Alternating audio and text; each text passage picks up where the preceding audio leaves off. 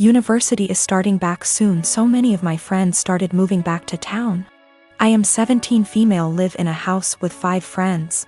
I wasn't born in the UK but moved here with my parents when I was 17. We come from another European country, so I speak my native language, English, which is far from perfect. I've been learning Spanish and English since I was little, and my Spanish is better than my English. I don't have an obvious accent in English, people just assume that I am Canadian. We had a small party on Saturday and one friend brought his new girlfriend, Jess.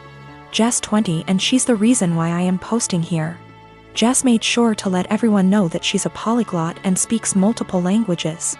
I was obviously impressed. I study modern languages, meaning that I'm learning Italian and German on top of Spanish. And obviously I asked what languages she speaks: Spanish, Japanese, Arabic, my native language, German, Korean, and French. I told her how impressed I was and carried on with my evening. I had a short phone call with my mom, whom I obviously speak to in my native tongue, and I went out of the house to talk to her. Jess was out in the garden and heard my conversation, and she corrected me on my pronunciation. I told her that she was in the wrong and she insisted that she knows better. I didn't fancy getting into any arguments, so I ignored her and went back inside saying whatever. Later, I bumped my head and swore loudly in Spanish. I tend to code switch a lot when drunk, and she corrected my pronunciation, which was funny because it was her who was incorrect. I ignored her again. A while later I wanted my friend, who is from Spain, to hand me something, but I forgot how it's called in English. So I said, "Hand me Spanish word, please," knowing my friend would understand. Jess decided to correct me again, using completely incorrect word. My friend and I looked at each other, and me being drunk, I lost any self-control I had. I spoke to Jess in Spanish asking her what the hell she thinks she's doing. And she looked at me telling me that my Spanish was so wrong that she didn't understand a word. It wasn't, but okay. So I told her the same thing in my native tongue, to which she replied with the same thing.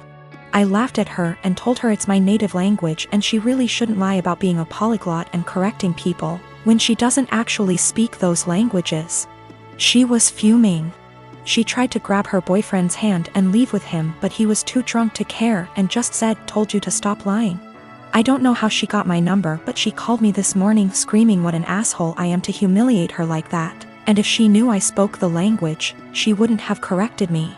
I do feel bad now. I realize how humiliating this must have been for her, but on the other hand, she shouldn't have been lying.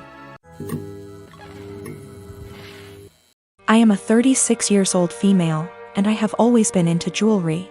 I used to own a variety of jewelry sets, but due to unfortunate circumstances, most of them had to go so I could afford rent after I lost my job. My husband never got lucky to land a job since 2013. Thankfully now I have a stable job that gets us by from month to month. I also kept one set of jewelry which is the most valuable, whether momentarily and / or sentimentally, since it's part of family heirloom. The set includes a pair of earrings, a bracelet and a necklace. All gold material, and again they are worth decent amount of money. My brother-in-law has been with then girlfriend for 10 years and they recently got married. It was a huge deal for the family. My husband wanted to get them a decent wedding gift and tried borrowing money from friends and neighbors but got turned down. He kept stressing out about it for weeks, and just the other day, the wedding was days prior and the groom and bride are off to their honeymoon, I discovered that my jewelry set was gone. I freaked after my husband nonchalantly said he gifted it to his brother's wife as a wedding gift. I was fuming. I asked how could he, and he replied that he had no money and nothing of value to give the newlyweds, and besides that set has been sitting in the closet since July 2019 and I never wore any piece of it, so he figured I'd forgotten about it, but he said he'll figure a way to pay me or get me a similar one once he starts working, but I very loudly told him absolutely not and gave him 3 days. Just 3 days to return the set or I'll stop paying for everything in the apartment. He looked puzzled like he couldn't believe I was serious. He said he doesn't want to cause an issue, but I said it's already there, and if he doesn't want issues all he has to do is contact his brother or his wife and retrieve the set or go get it himself. He tried to twist the argument and offer the same solutions as mentioned above, but I refused. I said I just want my set back and he has 3 days only. He kept talking about how tasteless and disrespectful it'd be for him to retrieve a wedding gift, and said this will damage his relationship with his brother and family, and also how impossible it was to retrieve the set in 3 days, when the couple are on their honeymoon in another country. He said I was financially abusing him by threatening to stop paying for anything knowing I'm the breadwinner. Also, he refused to give me their new contact info to retrieve the set myself. Background: my grandparents have always been a big part of my life, as have the rest of my family. They had 5 children, including my father, and 13 grandchildren, 6 great-grandchildren. My grandparents are quite rich. They had 3 businesses until last year when my grandfather died. I am the child of my grandchildren and have always been very close to them. My grandma used to babysit me until I could go to kindergarten. I wrap Christmas presents for her every year. I decorate their house, and I worked at their bar on Fridays in college, no pay, as they are too old to do these things themselves. All this was offered to my cousins, but they never helped. My grandparents ran a show horse farm for over 40 years.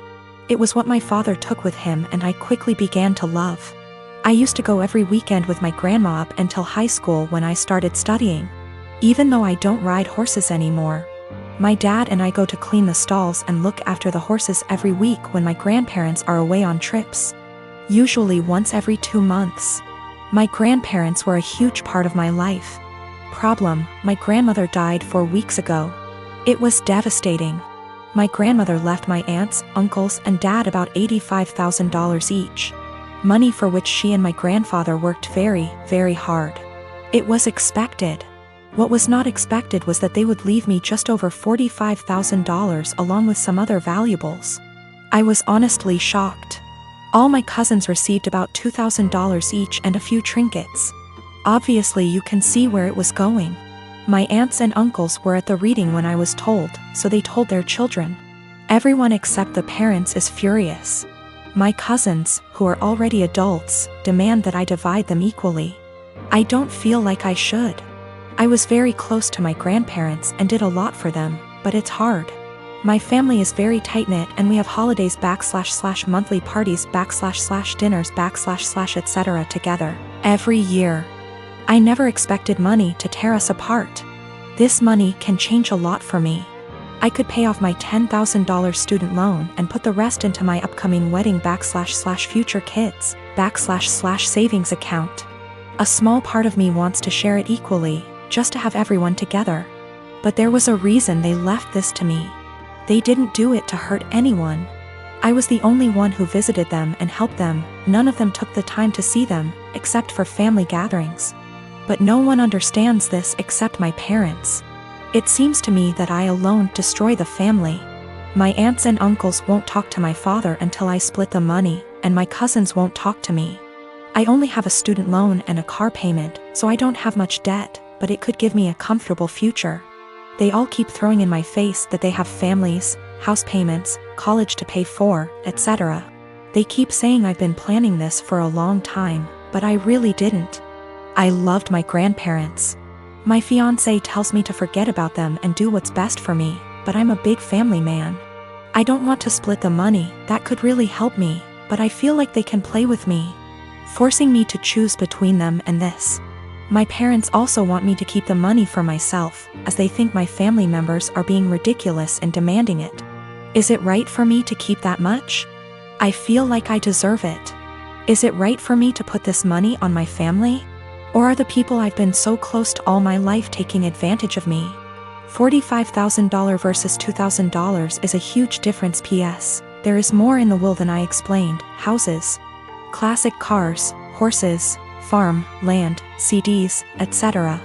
The cashback / checking accounts I was given is the only thing that seems to be a problem for everyone.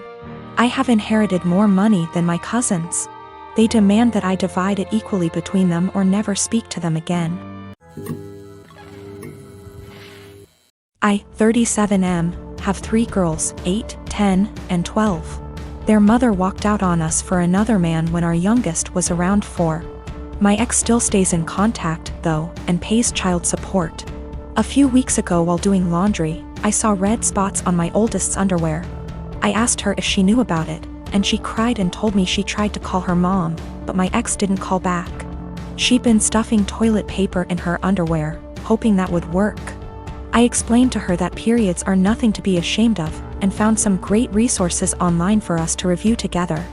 I took her to the store to pick out brands of feminine products she wanted to use. She picked Playtex Sport because she's a gymnast. After we were done, I decided I should do the same thing with my other two. My 12-year-old volunteered to be part of preparing them, and we made a whole night of it. It was wonderful. And I learned a lot. I even learned what a menstrual cup is, and how they benefit the environment.